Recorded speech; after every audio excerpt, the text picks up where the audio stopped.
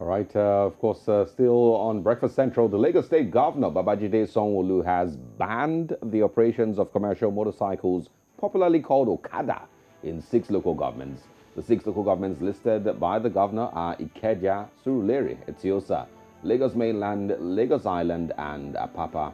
The governor gave out the directive at a meeting with the Commissioner of Police, area commanders, and divisional police officers, DPOs, at the State House in Alausa, adding that the ban is indefinite and total. All right, the ban is coming days after Okada riders killed a young man in the Lekki area of Lagos State over 100 naira, and it also followed the February 2020 restriction placed on the activities of commercial motorcycles in the state. Sanwo-Olu said the government took the decision in line with the state's transport sector reform law of 2018 to immediately address the chaos and menace created by operations of Okada in the areas.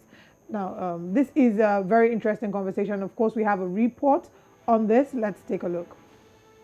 The whole of Ikeja local government, the whole of Sule local government, the whole of Etiosa local government, the whole of mainland local government, the whole of Apapa local government, and the whole of Lagos Island local government. A total ban on this and all of the highways effective from the 1st of June. This is the phased banning that we're going to be embarking on, so that others know that in a short while, either. And there you have it from the governor of Lagos State, Babajide Sanwo-Olu. Of course, like we reported, 5 local governments are going to be seeing a total ban on Okada riders. But of course, the conversations surrounding this are really, this is not the first time. Of course. The police investigations haven't also even been concluded with regards to what happened on Friday with the death of I think his name is David. Nobody has really gotten any full conclusion, full investigation to show that it was caused by those Okada riders. But somehow, some way, the story says that they were involved. That's what started it. So first of all, it's not the first time that there has been a ban. And then my second question is really, can the Lagos State government enforce it? Now, that's a very valid question to ask, because if we look at the history of Okada bans in Lagos, first time the Okada was banned, 2006, it was a partial ban between 7 p.m. and 6 a.m.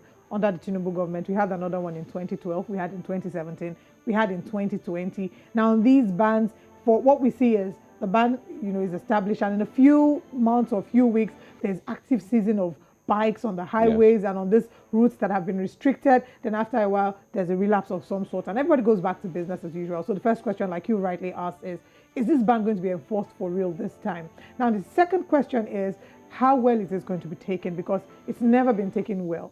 Of all the times that this ban has come up, we've seen a lot of them coming out to complain and protest that their means of livelihood is being taken from them.